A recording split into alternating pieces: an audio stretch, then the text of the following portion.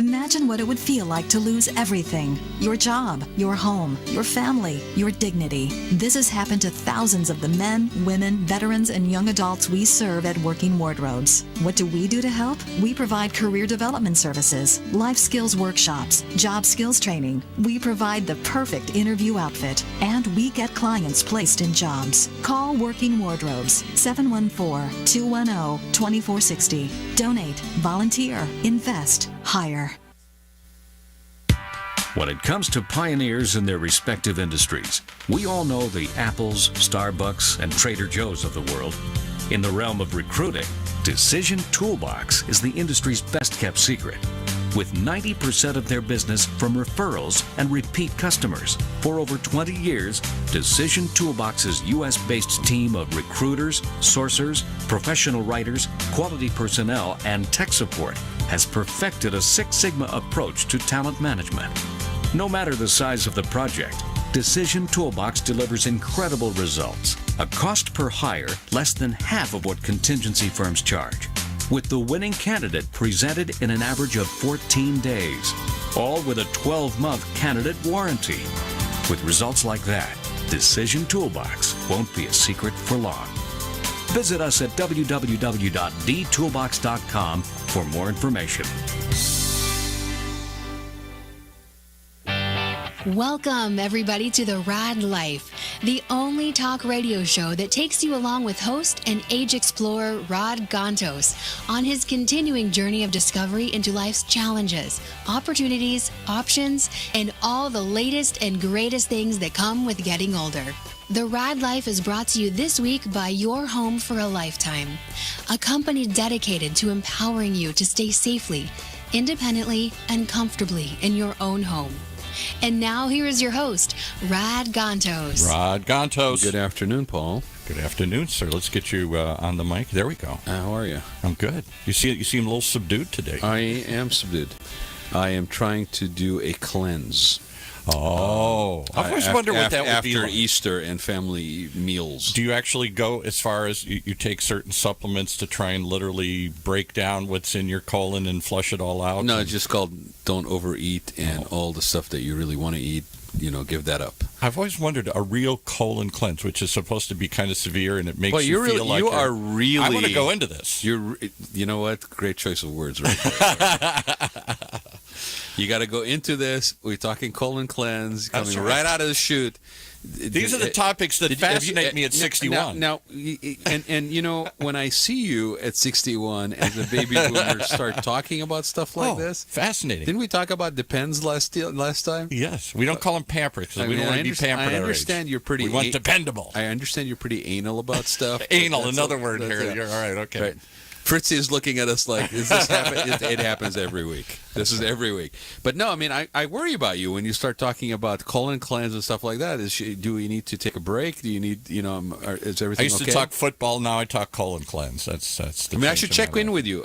Is everything okay? I haven't seen you for a week. All things good?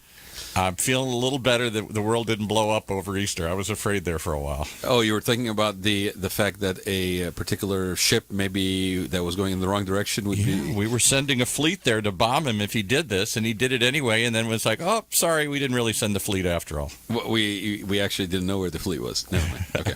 All right. Well, it's maybe, everybody's entitled to a moment of loss of memory and disorientation. And at 70, that happens a lot. At 70, it happens a lot. You can't find the bathroom at 4 o'clock in the morning. That's right. Can't find your... Is he still using a BlackBerry? He probably uses Depends. Never mind. Okay. All right. We have touched on everything now. We can just call it a day. Oh, wait. We got a guest in the... We have a guest. Oh, wow. Okay. We can't He's probably... Right. Ready to walk out. So what do you think, Fritzy? Do you really want to be here right now? Oh, absolutely. And frankly, the month of February, I did a detox. Did you? No, seriously, Yes. I always wonder if that's really valuable. I know people who've done it, right. My sister-in-law and others, and it's kind of severe because they say that as it starts to unleash, as you start to flush the stuff out of your colon, you can actually get sick. Yeah, it's we're like shaking our head at you. If anybody's watching us, we're just shaking at you. I don't know what kind of, corporal punishment cleanse thing that... I'm just saying the fact, but it does. Is this just a Roberts family approach to it things? It can give you a flu-like symptom. Was there wooden spoons being used? Wooden spoon. No, I was talking to an Italian yesterday. We were talking about wooden spoons as part of the regiment of child raising back in the day, and we were That one I don't know. and she's told me basically that, and it was somebody who was a guest, so I'm not going to say who it is, but she said, "Oh yeah, if I had every broken spoon that my mother broke on my backside, basically, as I was growing up," I said, so we should just skip the bronzing of baby shoes. We should just bronze broken wooden spoons and put them on the little. That's what we should thing. memorialize here. Right, it's like remember. at the age of 10, and then she said yes, but that would mean that the spoons would just keep getting bigger and thicker as you get older. So was the detox worth it? That's all I want to know. Well, was it worth it? So there's a number of things you can do. There's a cleanse. There's a detox. No, if you really want to know, I really want to know. There's a cleanse. There's a detox. There's what they call an intermittent fasting that you do. Okay. And it depends on the severity. That's really kind of up to you. I have there's a lady that has a program called 5-day intermittent fast down in South County. It's 4 days literally of food that's prepped for you. It's about 800 calories a day. Wow. So it's a controlled intake, but everything is spelled out, and it's 4 days, 4.5 days. So it's totally doable. And most people, it's not just a weight loss shedding, which happens, right, but it's also almost, imagine your car being taken in after not really being tuned up. It's kind of retuning up your body. So there's that aspect of it.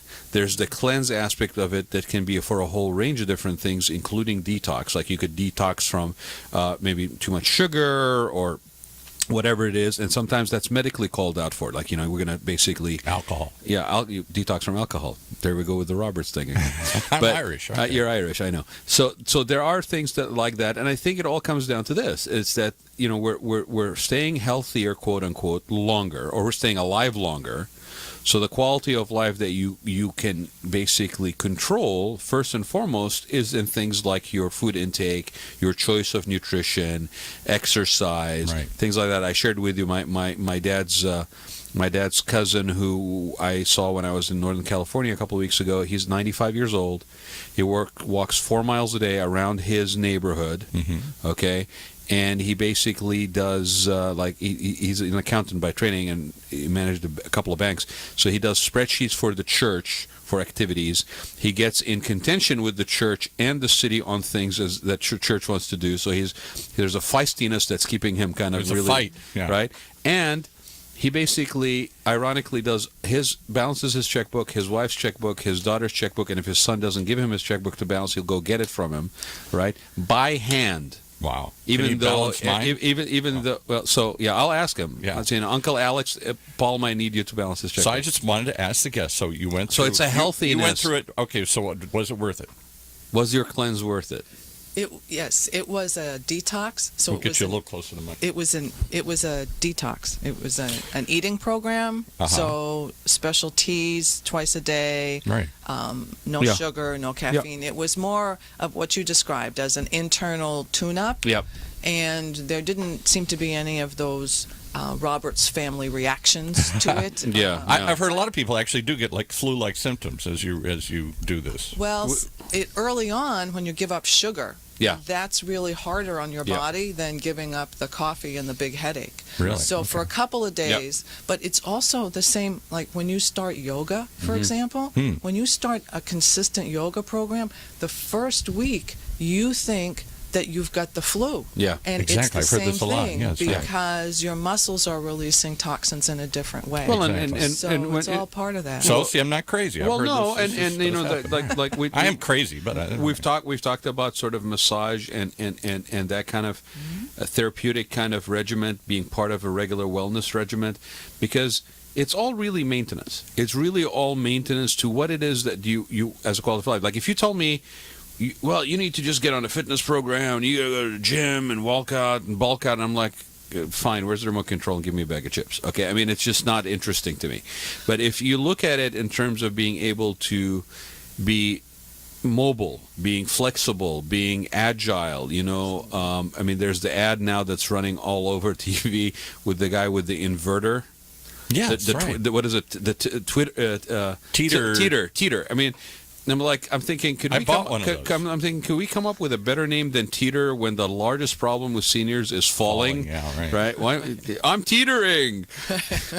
That's not a good brand placement there, but it's okay. But the guy's been doing this since God knows, 87 or something. He's been selling these things.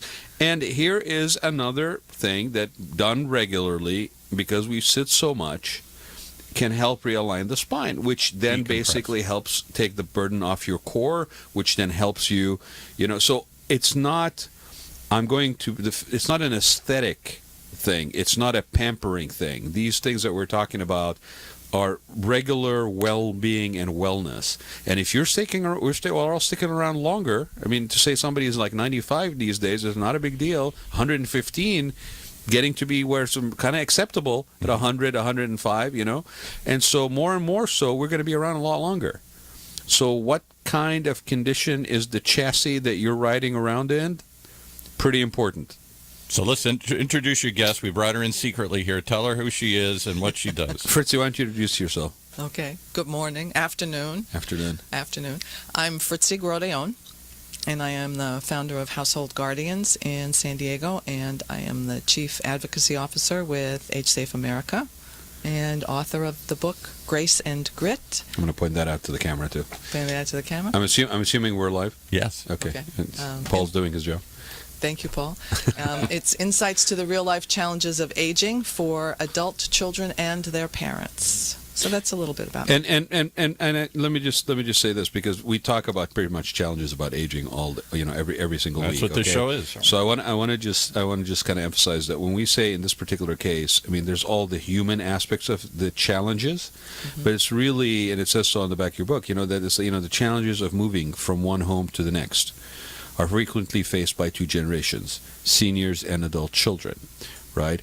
And that's typically when there isn't maybe so much prepared planning, right, which we'll touch on, right? And preventive planning. This is sort of like 11th hour, got to do it. One of my Facebook friends right now is basically, he's moving stuff out of, his mom, and it's both consolidating and getting rid of stuff and all the emotionality that comes with that, especially if you have, the senior is aware, and all of a sudden their stuff is, not only are they being moved out of their house, but of their stuff that's familiar to them now is, half it's in the dustbin and half it's going to Goodwill, and, they're carrying like a satchel over to wherever they're going to go. That's pretty traumatic emotionally, right? Oh, it is. It's very rough. And for 10 years in New York, I was a senior move manager. Okay. And in that industry, that's what those professionals do, is they help the client manage the process and help the adult children, right, grown children, manage that process as well. And part of that business is related to the downsizing and sorting and packing, right, and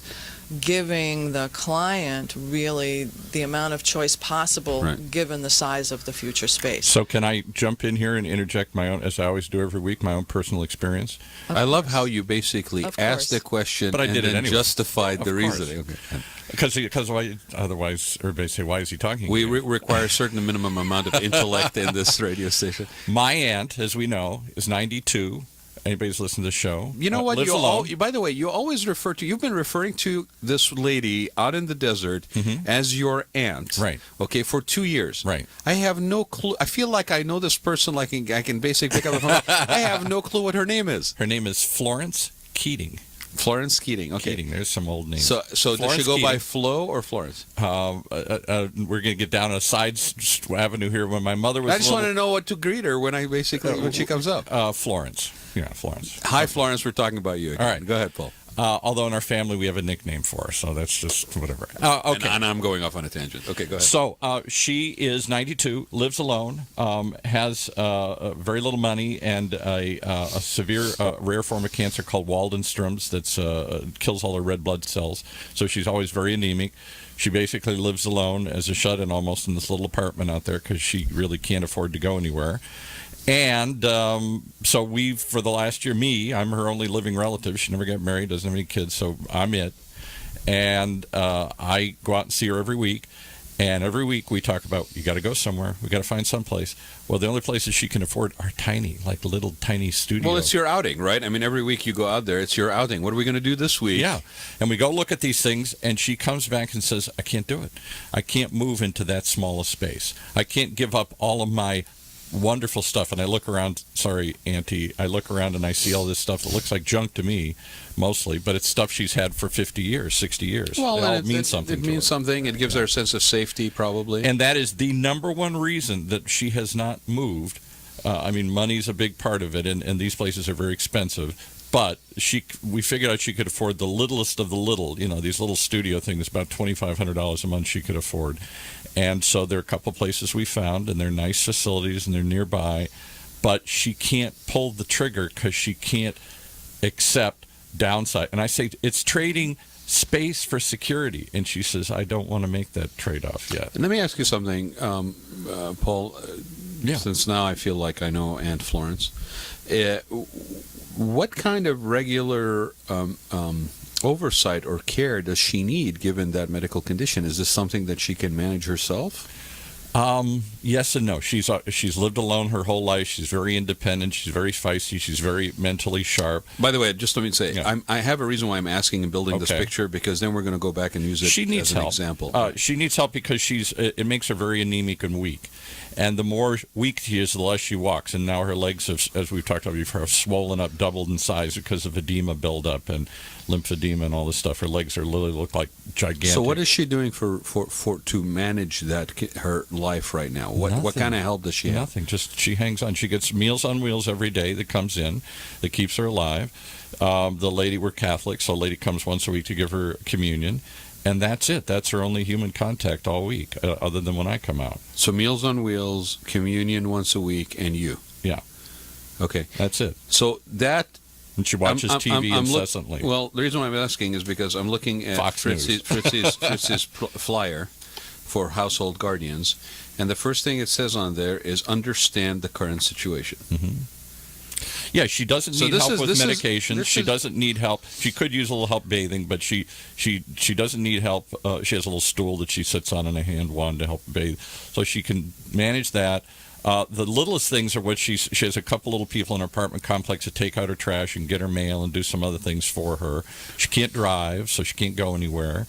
And she basically just sits in that apartment all day. And how old day. is Aunt Florence? She's 92. She could be 93 this summer. So I compare that with, like I was saying, my Uncle Alex in Northern California, where he's Different living situation, with his wife, his daughter that never got married. They're in the same house. Mm-hmm. And then he's got another daughter and son and their families nearby, as well as my other He's uncle. got a support network. So there's a support network, right? And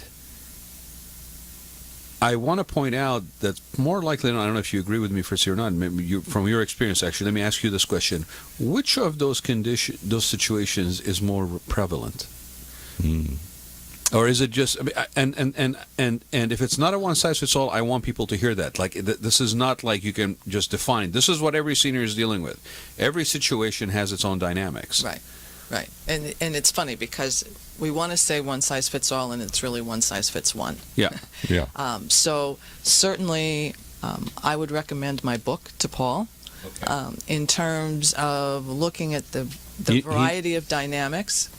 Here you go. You need more grace. You already got a lot of grit, but there you go. Yeah. She has a lot of grit. I'll tell you, she's had tremendous grit. Right. And she absolutely does. And the stories in the book are describing things from both generations' points of view. So she might actually find some insight herself into some of the situations. But the isolation is among really the biggest of the problems for us, and it's very hard to document that. I can't say to you that 60% of seniors are isolated, because what's isolated to one person, I mean, your Uncle Alex, if he didn't have two people, Oh yeah. right, Right. he would feel isolated. So what you're Right. saying is the degree of isolation varies, again, depending on what people's lives have been with. If you're very antisocial or social or introverted or extroverted, Right.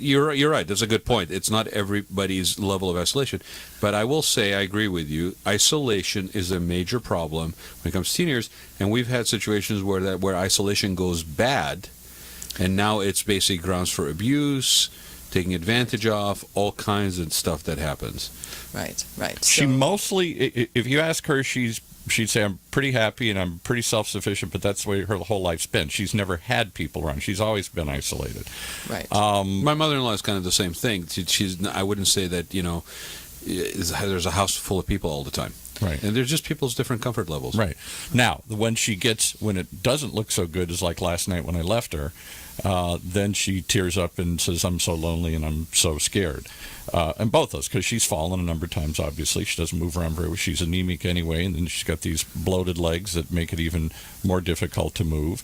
And, of course, she's never exercised her whole life, and she doesn't eat well. She just eats Meals on Wheels and cookies and candy. That's what she lives on. And but that's been her whole life. I can't change that pattern at 92. Fritzy, how you said you were involved in senior transportation or moving, right? Relocation. Right. I did that in New York. How many years would you say you've been involved in the senior service industry? Since 2001. Okay, so that's a good amount of time, and I think a lot of people don't realize that there's been a lot of changes that have happened in that period of time, and just in terms of everything from the person who is basically looking for care to the way that the care is delivered to regulations and restrictions. I mean, I know we had a caregiving, some new regulations that hit the state of California last year. So this is a very fluid situation that everybody probably ignored and wanted to push off forever and ever, right? And it's finally like, you can't do that anymore. So you either are an active participant in predetermining or proactively setting up these things in your own life or in a loved one's life, or you're going to be on the receiving end of the 11th hour fire drill, right? Oh, I got to do this now. Yeah. Somebody's being discharged in 3 days, that kind of thing. Right, absolutely. Right? And that's the fear. We know, I know that eventually one of these falls should break. You have to do something, and then game's up. And she knows that too. But until that moment comes, she wants to live every moment she can with as much space, with as much dignity, with as much independence. Part of it is the feeling that she knows once she goes in there, she's not coming out. Once she knows that once she downsizes, she's now in an institution and not independent. All of those things, and she has to give up her stuff. And even though she basically just sits in the living room and watches TV all day. Let me ask something. So. And then I'm going to ask you a question, Fritzy. Is there any regulation? I mean, I would almost share that same concern. Like, oh my God, the minute I check in, it's like Hotel California. I can never check out anymore, right? Is there anything that says that somebody can't just check themselves out? No, they can. Well, and this isn't a facility. This is She would be going into independent living, so it's month-to-month contract. She could leave anytime she wants, but they never do, because once you've given up all your stuff, where are you going to go? Well, I'm just trying to emphasize that, because it almost seems like, okay, this is the end. This is God's waiting room. I'm just basically going to stand. So, Fritzy, how have you seen, from your own unique vantage points, how have you seen this environment where seniors, you were on the East Coast, now you're in California.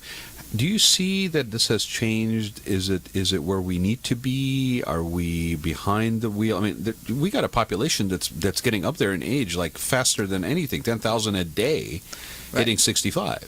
Right. And are we ready for this? Yeah, I don't think so. No, we're not. And when you look at the number, there are 58,000 Americans over the age of 100. Wow. Okay, now, what will happen in less than 10 years is that number is going to grow exponentially. So we could have 500,000 people over the age of 100 before 2030. Mind-boggling. And so if we're not prepared, because it's entirely possible that Aunt Florence, even though for those of us who are just hearing about her, it's entirely possible that given whatever support it is, it may be enough. And we may have Aunt Florence for another 8 years. Yeah, absolutely. So I'll preface it by saying, why did she come to California? She was born and raised in Minnesota, where all my mother's relatives lived. And she came out here because 20 years ago, literally 20 years ago, almost to the day, she was diagnosed with this rare form of blood cancer and was given 5 years to live. So she thought, I'll come out and live with my only sister. My mom and dad were alive, lived in Palm Desert, and I'll spend my final years with her because I have nobody else. Except my mom and dad died along the way. Her doctor died. and 20 years later, she's still alive. She didn't expect to live 20 years. She doesn't have any savings. She has a little tiny retirement that gives her $2,500 a month and Social Security, thank goodness, because in those days, being a secretary gave you a little retirement. She'd really be in trouble if she didn't have that. And so she has $2,500 a month, no savings, no house, no family, no nothing, and she soldiers on. So how does Aunt Florence, that could be looking at another 5 to 15 years, who knows, right? I'd say 5 years. She could certainly, years. yeah. How does she stay in at home doing that? What can she do? Is it even a plausible situation? I mean, you're going to just for the next 5 years just going to go out every weekend and basically look at retirement communities. And and I go buy her groceries. I go stock her up for the week. Somebody brings her food. A little boy in the neighborhood takes her trash out and gets her mail. And she wears one of those life alerts so she falls. And is that life sustaining, or is it life enhancing? Well, it's not life enhancing, but at this point she's just trying to hang on. Right, and that's like the book Being Mortal. Yeah. Did you read it? One of the premises is what is it that makes your best day? And it sounds like right now for Aunt Florence, her best day is still this, as opposed to what she believes to be going to live in a closet. Right. And that's how she refers to it, as a closet. Well, she sounds like a very independent woman.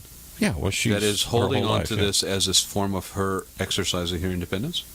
That's right, and she's retaining, especially for her generation, the two words are dignity and control. Yes. And the only way for her to find herself accepting a move to someplace that would be smaller, where there would be more support for her. Right. And like my concern really is also about the edema, personally, and I'm not a doctor, but so the only way to do that is really to help her understand that she's making that decision and that she can see how that will make this time easier for her, give her some dignity, give her some control. If she hasn't had socialization, telling her that there's a bingo game and puzzles and a movie at 3, that may not be what she's really looking it turns her off. In fact, the couple of times we've been over, just to give you, in my life, I'm sorry,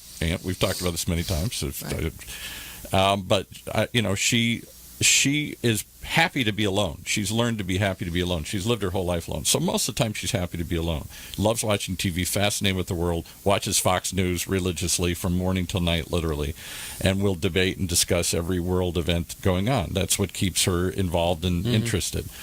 And so I take her to these places, and immediately these little old ladies come over and said, "Hi, are you moving in? Oh, what's your name?" And she immediately says, "No, I don't want this. I don't want somebody knocking on my door telling me it's time to come down and eat. I don't want them telling me about their dead husbands. I don't want them telling me about gossiping about other women. I don't want that." So what causes her to continue to go and look? Is fear? Is she waiting? Fear. She's frightened. As I just flicked through the book, you can't imagine how frightened you get over every little fall, every little stumble, every little thing in there is waiting for disaster to happen.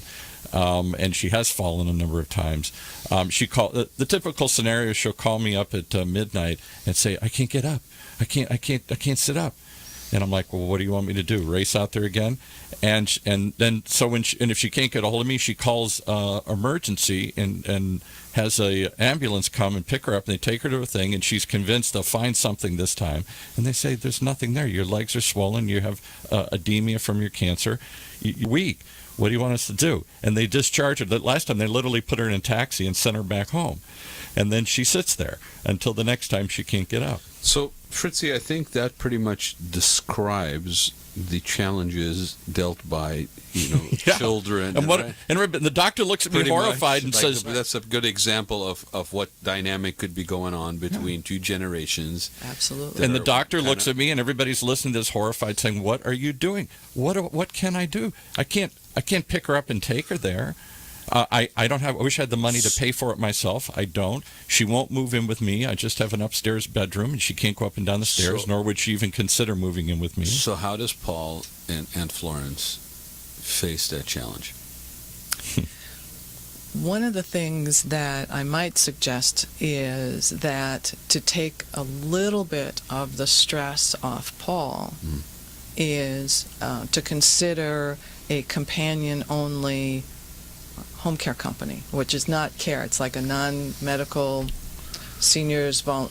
retired senior volunteer corps, seniors helping seniors, just to have somebody else physically 2 hours, 1 day a week, whatever it is, to give you somebody with kind of eyes on Aunt Florence in the interim.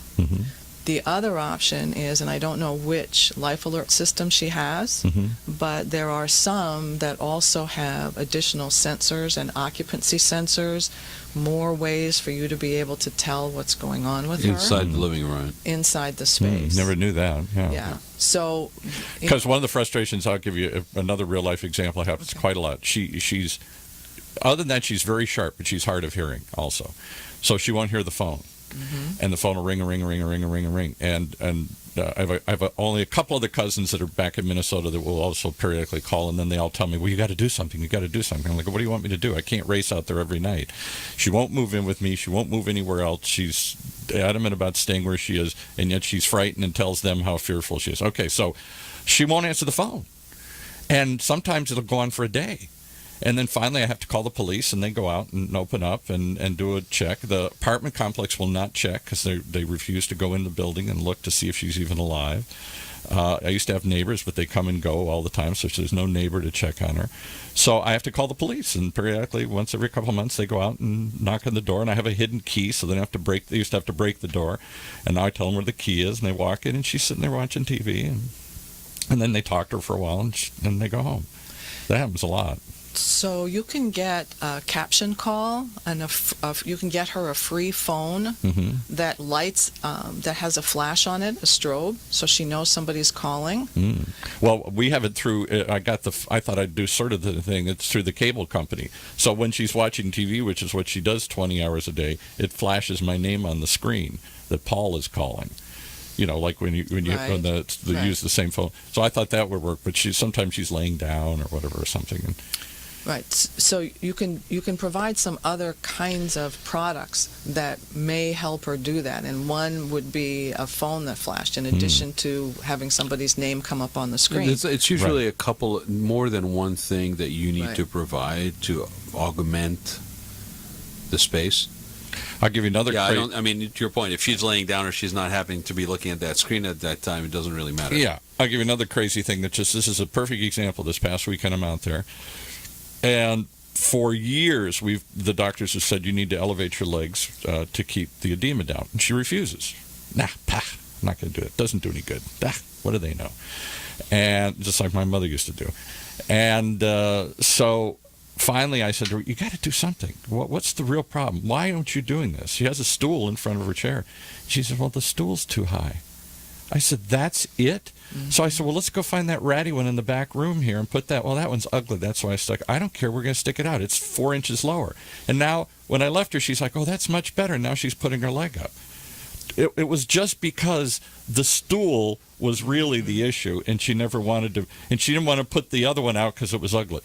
Understanding the current situation. There you go. Yeah. And would she consider a reclining chair? Well, this is even crazier. So she hates her chair. She's bought this chair a couple 5-6 years ago, and it was a beautiful chair, but now it's too low and it's too hard to get out of, and it's become worn because she sits in it. She's always saying we're going to buy a new one. So all of a sudden we go to the new doctor on Monday, and he says, again, you got to do it. And he says, well, how about a reclining chair? And she says, well, and we both look at ourselves so stupidly. She has a brand new one in the back bedroom she's never used. Never used it. Would you like me to go with you next time? Please. I would be delighted just to take a quick walk through Aunt Florence's house and see what we can do. Well, it's 2 hours way out in Bermuda Dunes, out in Palm Desert out there. But trust me, I'm going out to give a speech there next Tuesday. Well, I'll give you her name and you can stop by. She loves it when people stop by. She does that. Because periodically when I've had, like if she gets discharged to the hospital, the visiting nurse will come for a month or two. That's almost like a treat. Here's why having an outside set of eyes sometimes on a situation. I mean, they'll tell you this in therapy. They'll tell you this in all kinds of evaluations. I never saw the stool as a problem. Right. No. You are too close to the trees to see the forest, Right. and you probably have a dynamic that's both on a personal level, a dynamic in terms of just interaction in her space. Sort of a repeat pattern that isn't really leading to anything with you basically going out and visiting facilities all the time.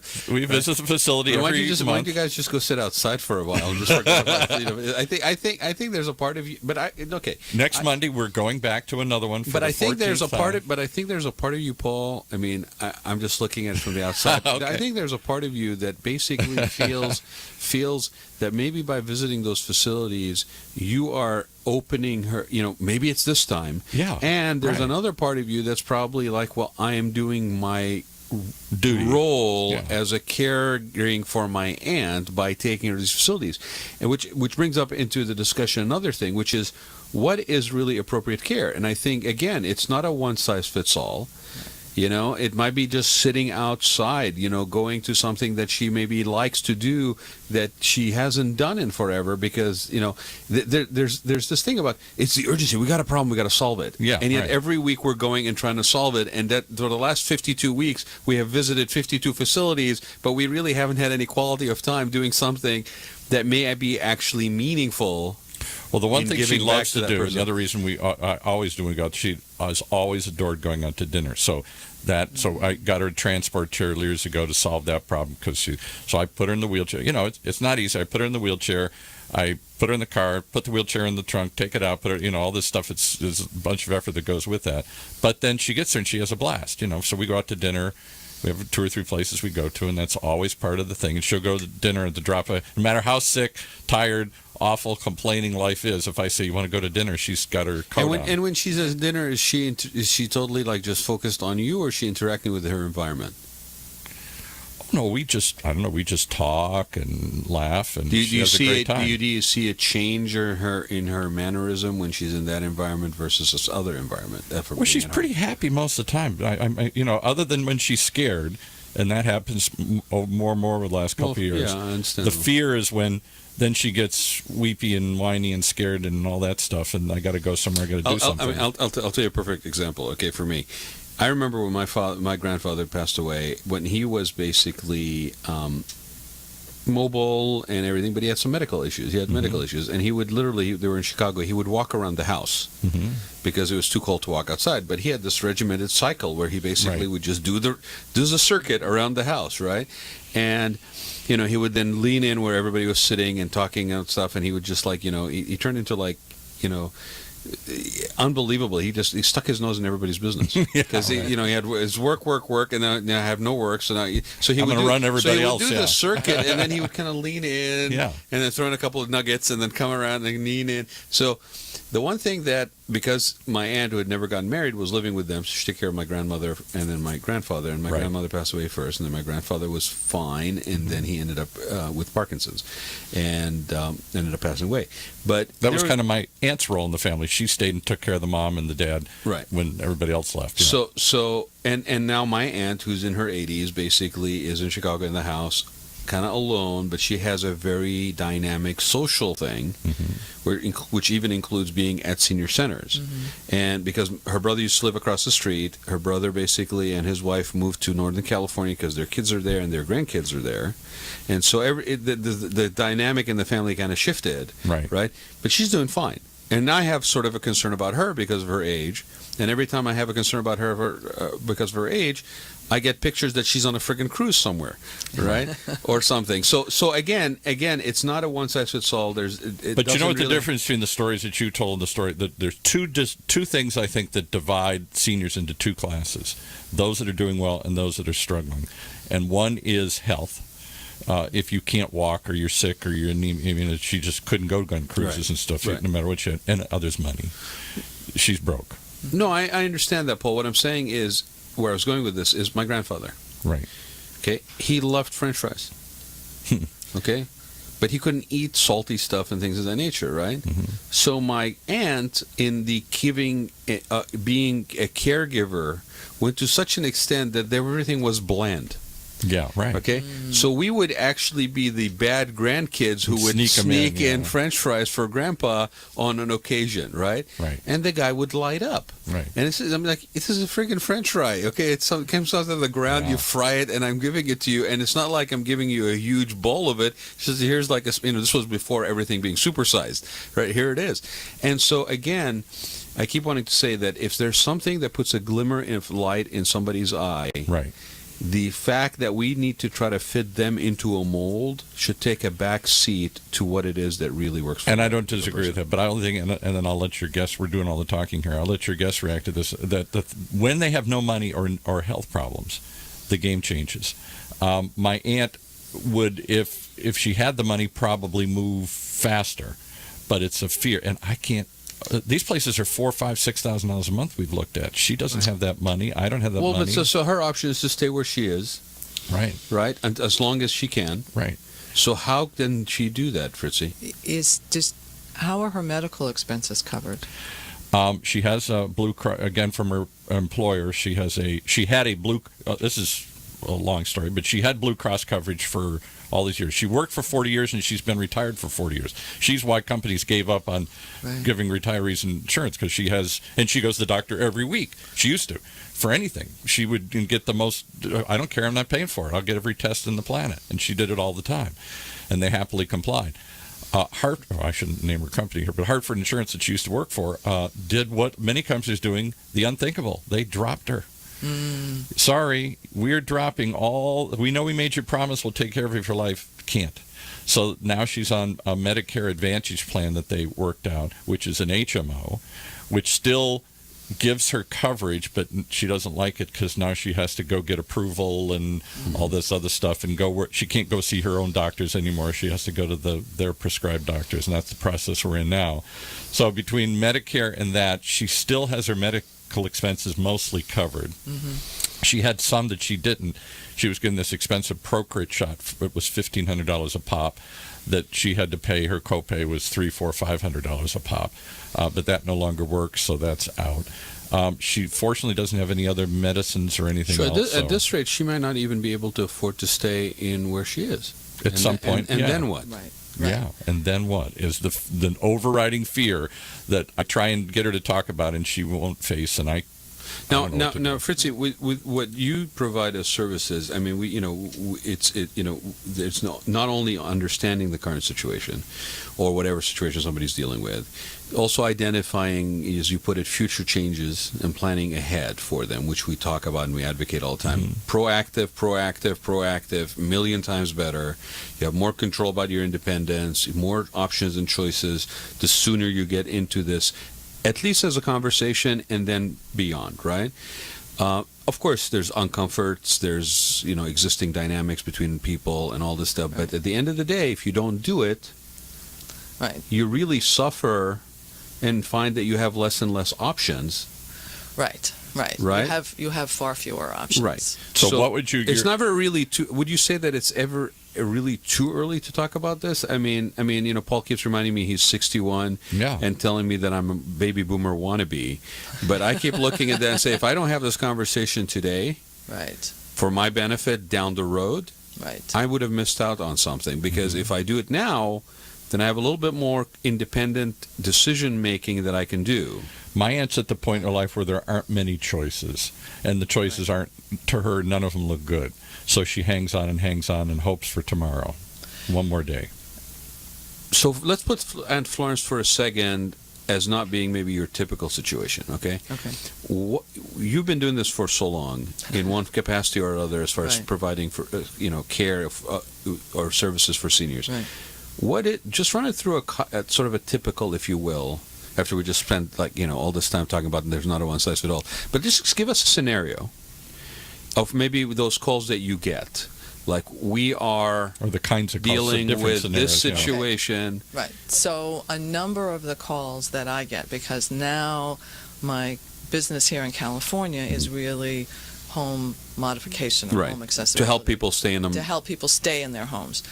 So my calls vary. They can be from a home care agency where they're working with a client.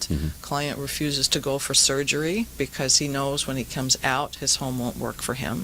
So they put me in touch with him, and we did some work on his house. So then he could get the surgery, get the rehab, and come home and feel comfortable. So you actually provided psychological assistance in a way by modifying the house first, Right. in order for him to be able to let go of this resistance to have the surgery that he needs Right. in order to deal with a medical condition. Right. Fascinating. And what was interesting, and part of the reason he was stubborn is his wife had dementia.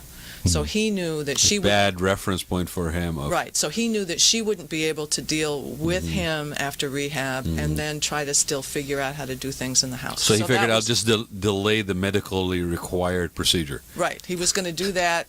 And so luckily his home care folks said, this Fascinating. doesn't make much sense. We need to step in And truthfully, and do something. I saw this with my mom and my dad. I mean, I'm guessing it's delay not, is the number one tactic. Delay, But delay.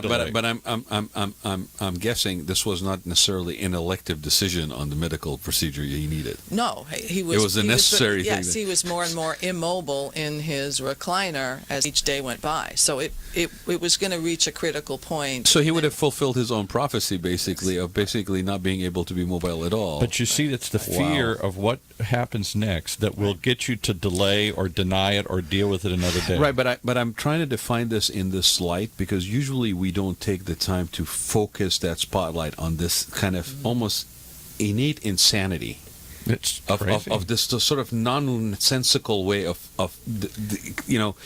emotionally justifying for ourselves that this is how we're going to behave.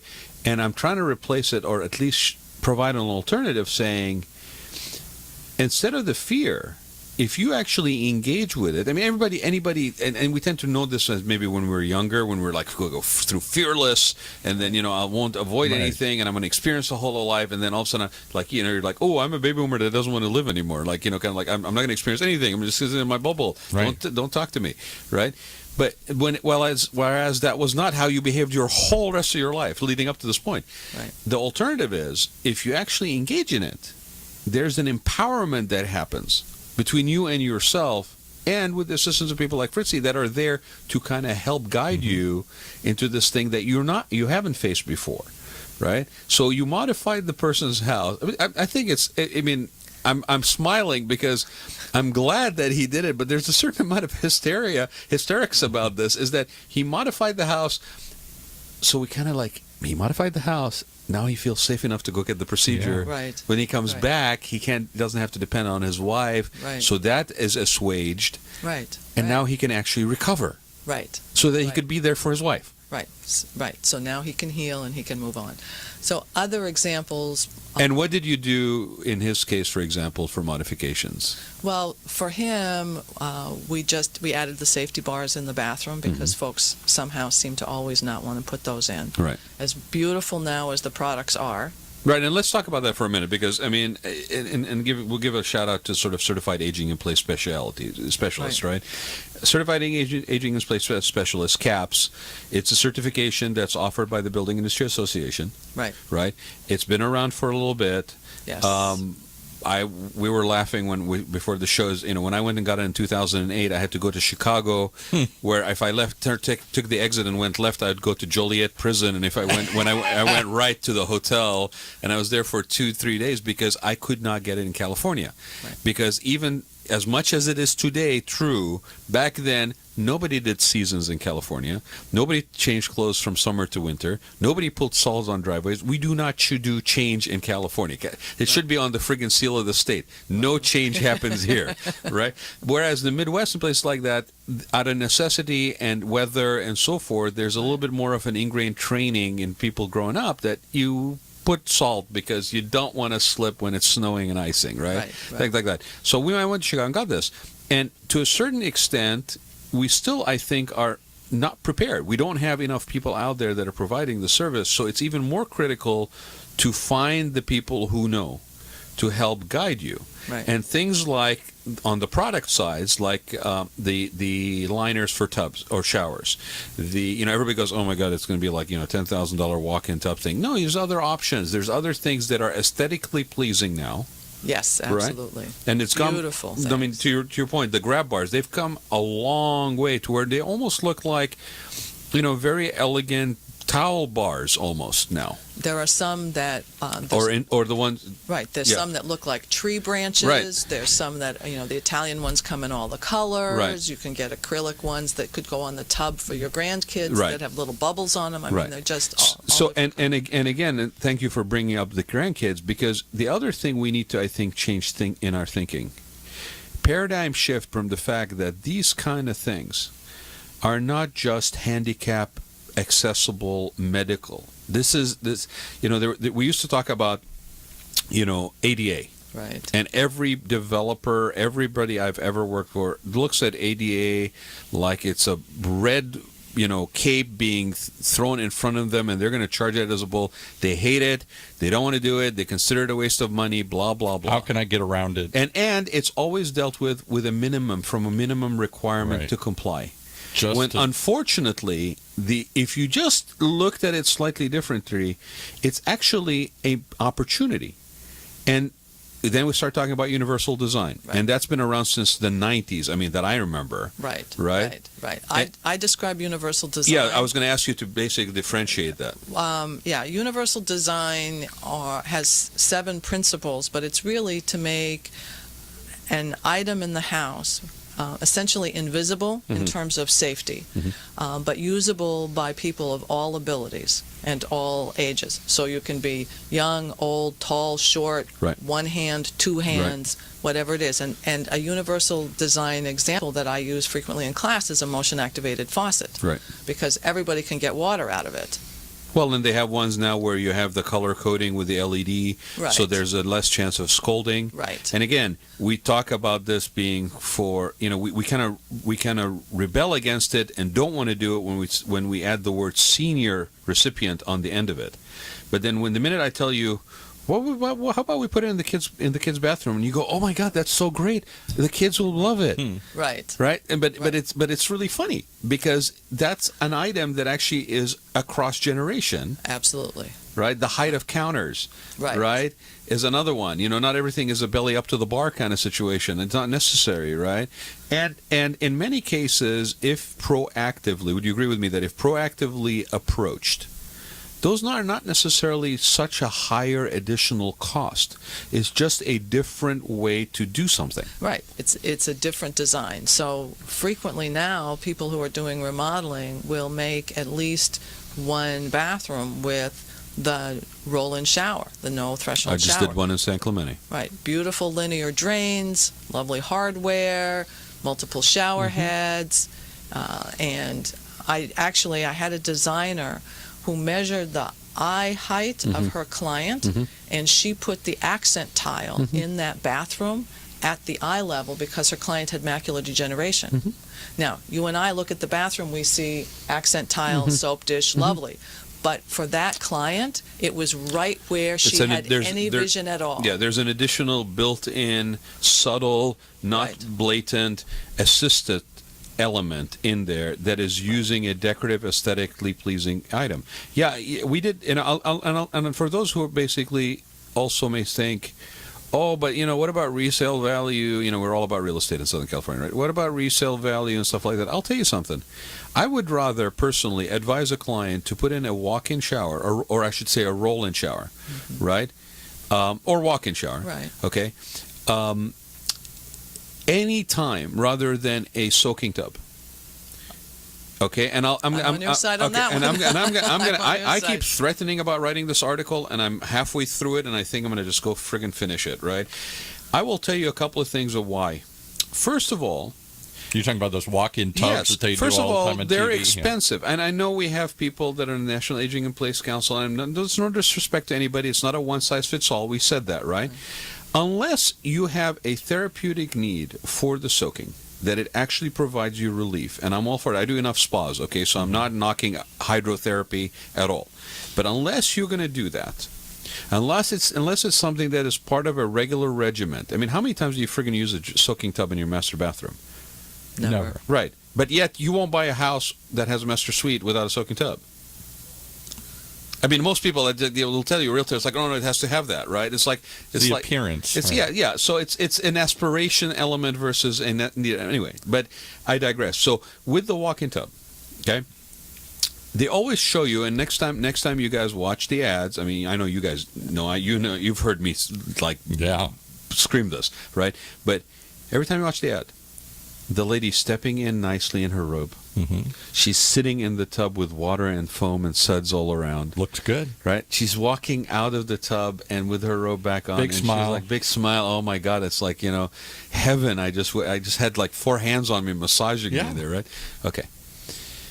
First of all, it's a one-door system. Now, I understand that the walk-in tubs or the step-in tubs or whatever have different options on the market now. Right. But the principle is, I got to fill that tub, in most cases, while I'm in it. Right. Oh, you have to be in it. Right? Yeah. So, think about this. A frail person who is sensitive to temperature, that could slip, is going to step into an acrylic tub and sit in there and turn the water on and fill the tub up just while they're in it. Yeah. Now, meanwhile, they got their robe on, right? And I know we're on camera, so we got the robe on, and I got to take the robe off while I'm still sitting without standing up and somehow find a thing to hang it on, right? Hopefully, whoever designed the friggin' remodel basically puts a heat lamp above this thing so it's a little bit more warm for me. And you know how beautiful those heat lamps look like, right? Yeah.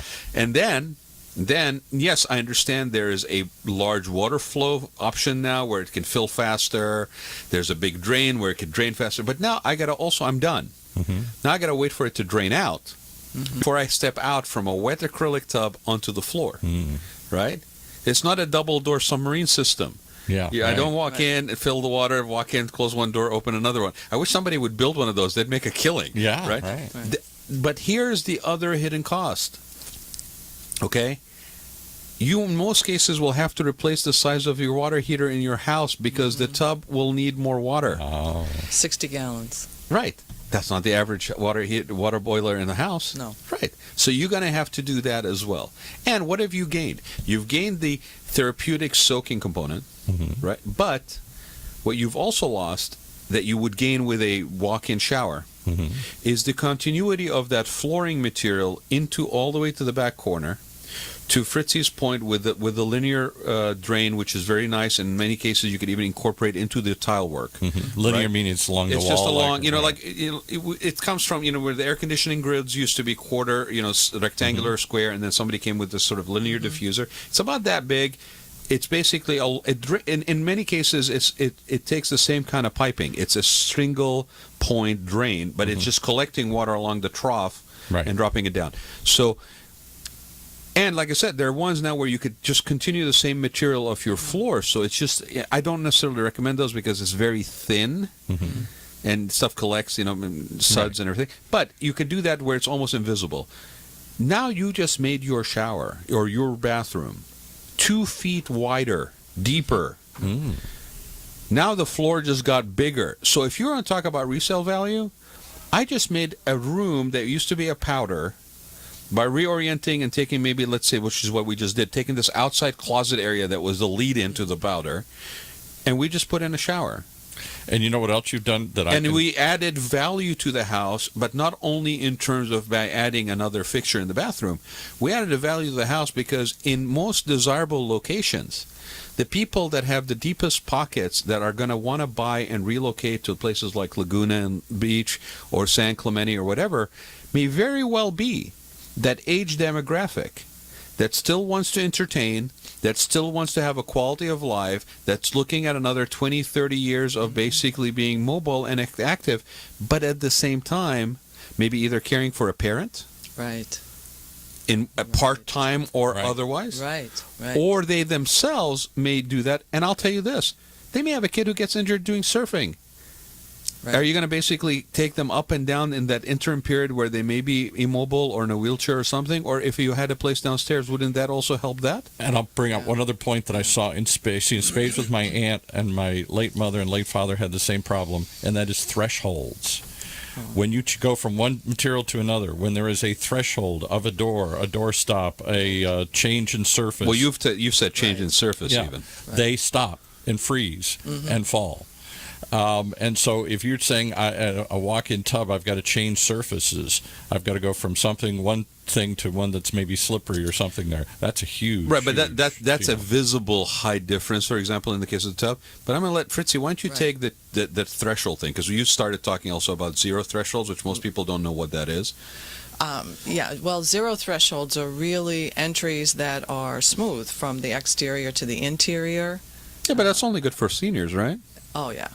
Nobody has grandchildren. I'm just teeing her up. Nobody has grandchildren, in strollers. Nobody has new appliances delivered by an appliance company with a great big hand truck trying to bounce the appliance up the stairs. Nobody gets appliances. To an opening that could be a double door, because you don't need a double door, right? I mean, unless you have a wheelchair or a walker, you'll never need a double door, right? Baloney. Everybody who's listening knows that I would love to have a double door to my house somewhere, right? Right, somewhere. Yeah. Right.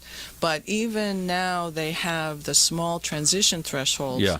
So that if you have a sliding glass door, you can just put a small threshold. So you can just, if you wanted to walk up and down it without catching on it, then you can do that. If you're pushing, thresholds are huge. My mother fell all the time in thresholds in her house. My aunt freezes at every threshold. And the other thing about that though is also when we have cognitive changes, we stop not because we're afraid of falling the threshold, but because of what we see and how our mind processes what we see. So it's a combination of things. It can be a physical thing going on in our mind as well as some fear of falling. Well, it could be vision impact. It could be depth sense, perception, right?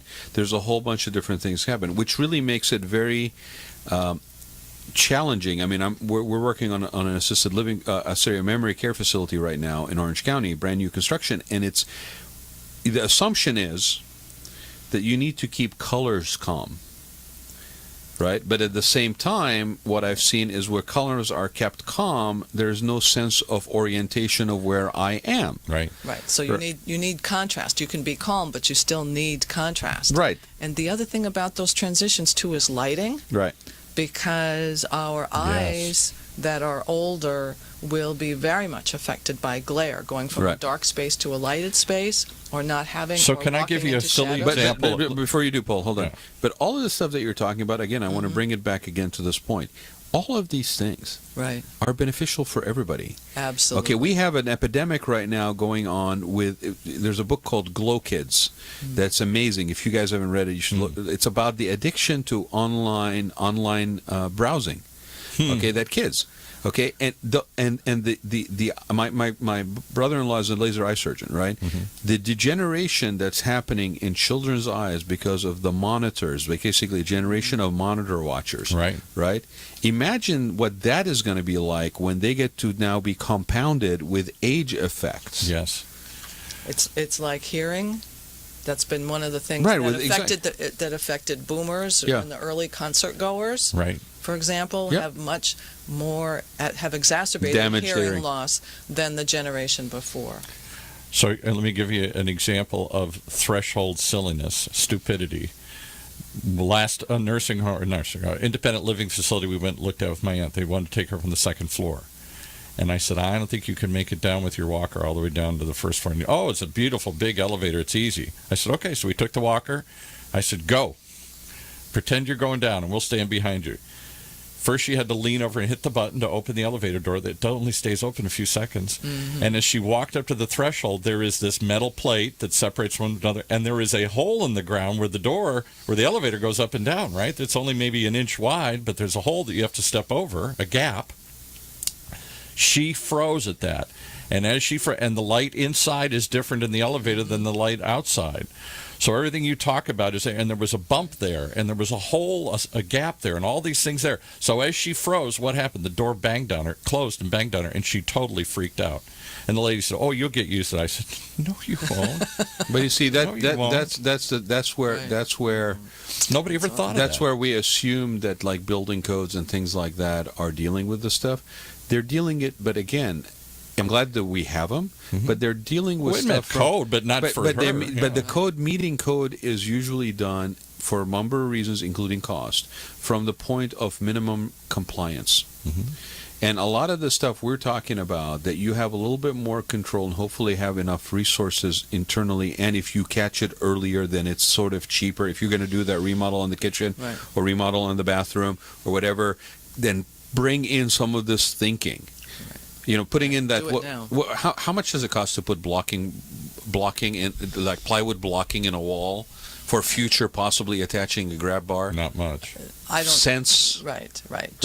Really Before the you cost close the wall. It's basically the cost of the materials itself. Right. So before you do that remodel on that house, you move from Villa Park, let's say, to Laguna, and you do that remodel on your house, and you're waiting 3 months for the tile to come in from Italy, and you're going to put it on the bathroom wall and everything like that. While the wall is open, put in about 20 cents worth of blocking, but have somebody tell you where they should go. So you can attach a grab bar someday. That heaven forbid that you should have to do that, right?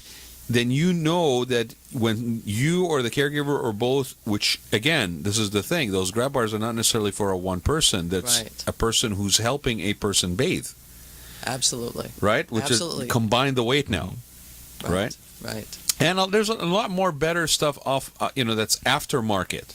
But it's like anybody who buys a car, right? The more stuff that bells and whistles that you get from the manufacturer, the nicer and more appealing your car is. You can go to aftermarket, which is a huge business, but then now your car looks like it's all from all different places. An assisted living facility right now, or you were looking memory care. Memory care, okay.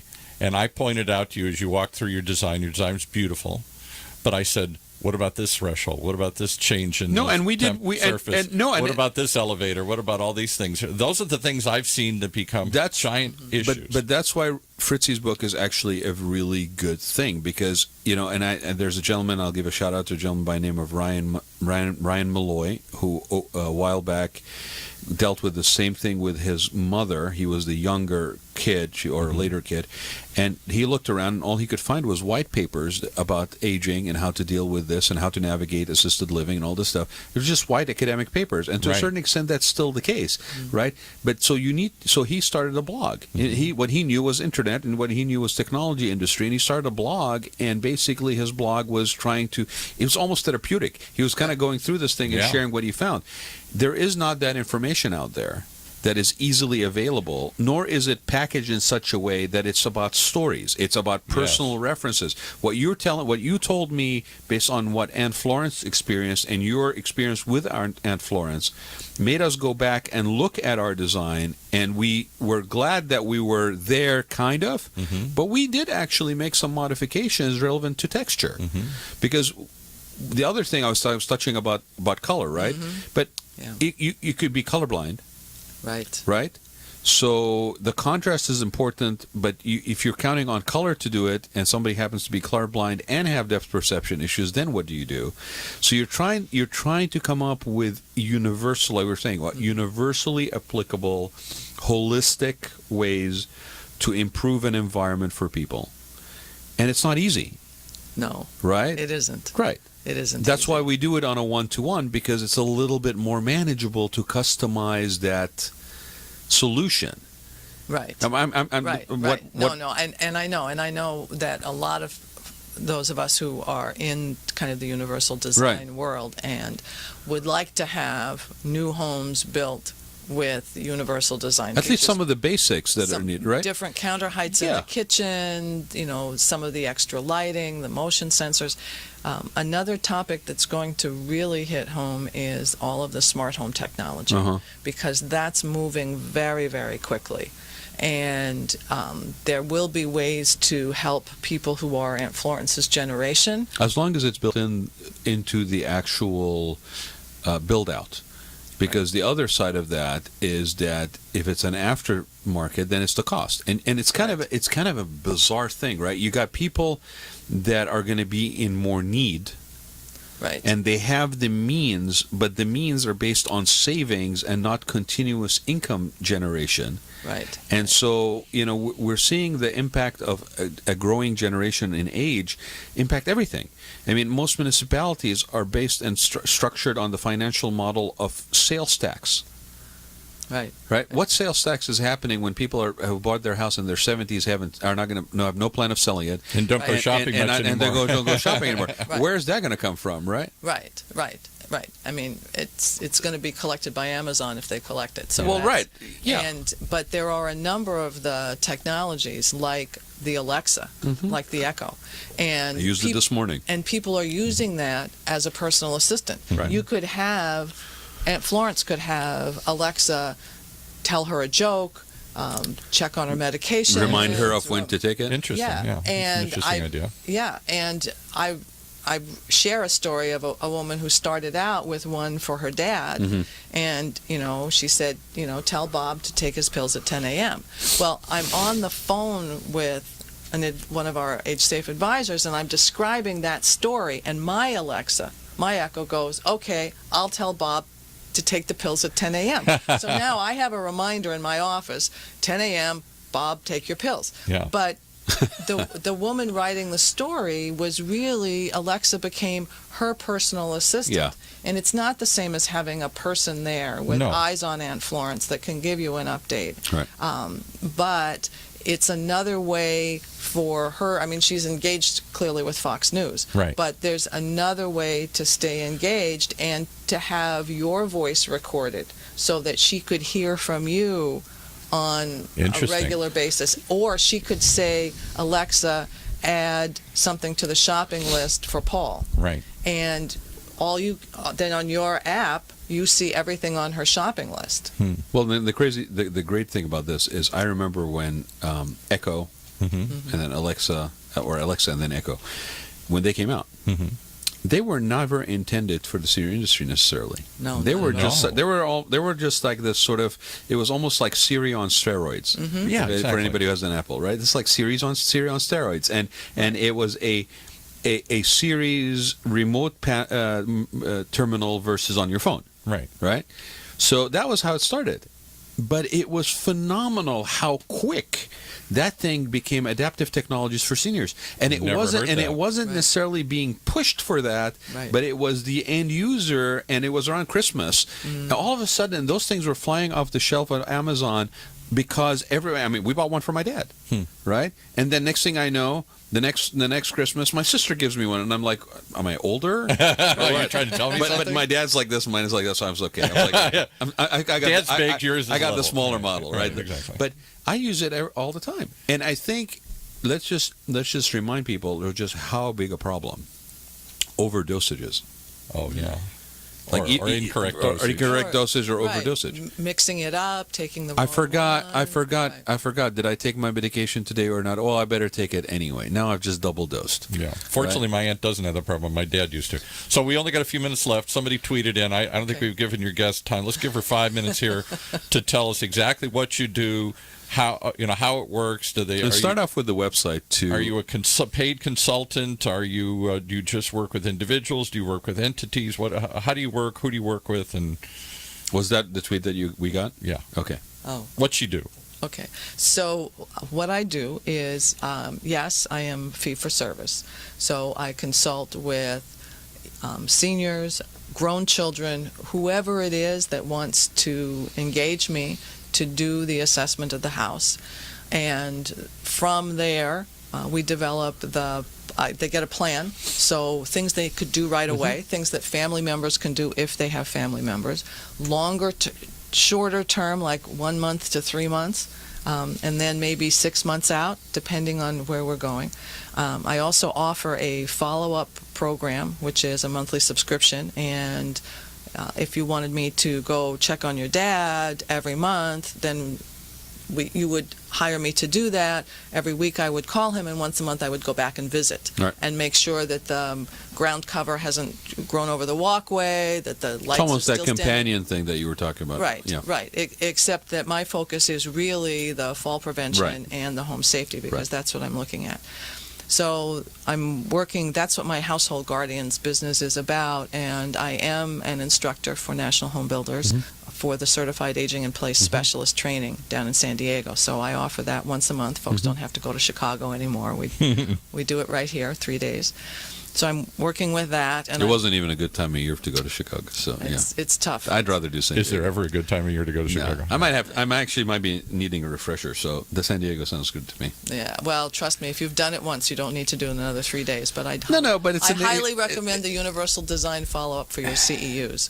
Just saying. I'm just saying, it's an excuse to go to San Diego. Okay, no How problem. receptive You're not coming with me. How receptive are today's designers and architects to this idea of universal design and aging in place?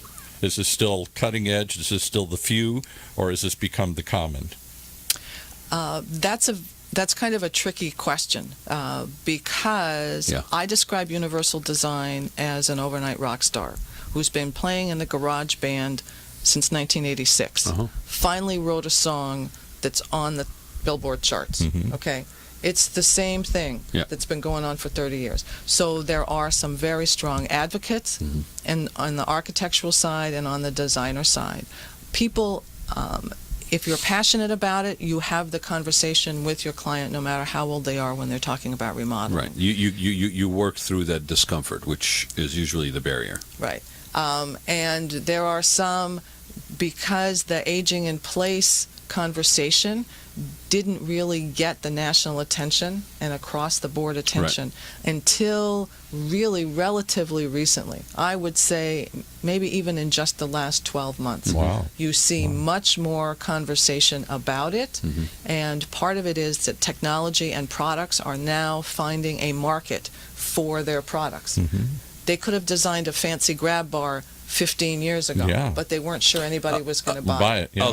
I'll tell you another thing, Fritzy, which I think why is because the end user, quote unquote, is getting mentally younger.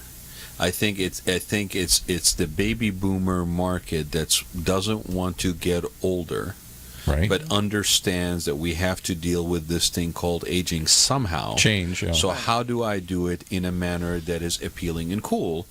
And your generation pretty much has tried to buy that solution from whatever phase of life you had. I'll give you an odd example. So I think that's the part of it is it's becoming a little more acceptable and kind of part of the mainstream conversation because a larger audience needs it.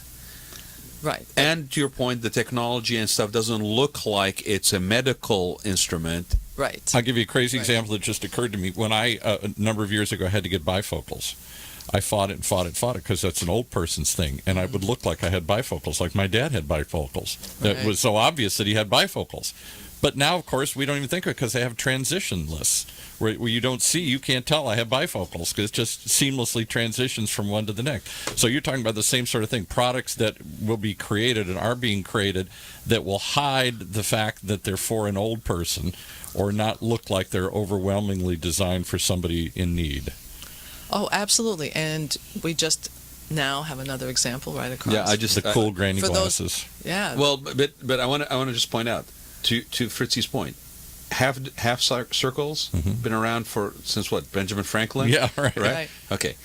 These are by Ted Hotchka, and they're Hotchka Vision, and I'm going to give a shout out to Ted. It's HUSCHK. I need glasses to see that. avision.com. These things are he patented these. You got to talk more to them. He patented these, okay? And they're basically shaved. Right? Here's what's cool about these. I can be working on drawings on the computer, and I can look at Paul, and I don't have to put the glasses on my head or dangle them around my neck. Right. My aunt, who I was talking about in Chicago, had reading glasses. She went and got her cataract operation the other day. I talked to her using my phone, my technology, right? I talked to her to check in on my auntie using FaceTime, right? And I asked her, why does she still have her chain and glasses hanging around her neck? Because I was calling her to check on her operation. She's like, oh, it's great, I can see with it. I said, so why do you have your glasses around her neck? Out of habit, she was still wearing her glasses around her neck, even though she had just had an operation. But you've hit on a point with the glasses, and my example, what your guest is saying. They are cool. We've got to find ways to make old products to adjust to the change to look cool for the baby boom. It can't look like, oh my goodness, I have to do this now, and everybody will know I'm old and infirmed. Well, and it started also, like we had that I had that reality aha moment also with cell phones. Okay, when the smartphones came out, I had a friend of mine who was working for a company called Cricket, or doing some things for Cricket down in San Diego. And Cricket was primarily a cell phone provider, equipment provider for seniors. Big, it's like, you remember the old remote controls with the big buttons? Yeah. That was almost like a novelty purchase on Christmas. Right. Okay, so what happened is they were spending all this money trying to basically do a newer website that ironically was mobile enabled, but they were still selling the same phones. Yeah. Like we're like one step of one generation from a flip phone, right? Right. And I am with a Samsung smartphone, right? And I said to him, I said, your product's going to be obsolete in 6 months. And he says, no, why would it be obsolete in 6 months? Blah, blah, blah. I said, because a 60-year-old sitting at Starbucks, because he has all the time in the world to basically drink coffee for 3 hours, right. And the kid who's looking for his first job but can't get it because the economy's crashed, are sitting across the way from each other, and the kid looks like a cool guy that everybody wants to talk to, and the senior that's sitting in the corner doesn't want to be thought of as the old fart in the corner. Yeah. Can now both have the same phone, and based on the app and the setting on the screen, you wouldn't know that I have a bad eye problem. Right. You wouldn't know I have a headset in. You wouldn't even think that I can't hear without it. We have to find ways to hide all these things for us these days. Right. So again, hide the grab bar, hide all this stuff. Right. Hide the threshold. So the people that stay on top of this kind of stuff, to Fritzy's point, are people that, I was going to say that we have nothing else better to do with our time, but no, it really is because there's a passion for it. And there's really a belief, I think, that it can be a holistically achievable thing. Certain degrees, based on certain resources, etc., of course. But things as stupid as just make sure that everybody who builds a bathroom from day one has blocking. I don't care how much plywood you put around there. It's like 2 sheets of plywood and then you're covered. Right?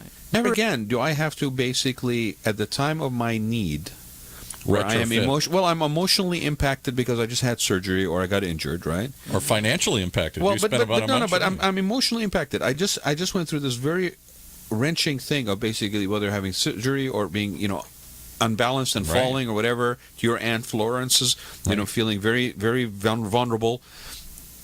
But I'm living in my house that I've been in for the last 10 years, and the kids about 5 years ago when they went to college, I remodeled my bathroom, and I really, really had been craving to get this particular tile, this particular marble, and I put it on my walls. Right. And boy, I go into that room and I just have that give back to me. I feel like it's my sanctuary. And what do? I slap an aftermarket grab bar into the wall that doesn't happen to have plywood, and I'm okay when I'm in it, but then I need assistance, and now all that expensive Italian marble that I waited 3 months falls on the ground. So now I am addedly physically impacted, emotionally impacted. I really feel like the world is coming to an end. My whole environment and safe haven is falling apart around me. Right, and it's going to cost you a ton of money and in a fire drill, come in and take care of it. Plus the fact that if you don't do it in a timely manner, I cannot be taken care of.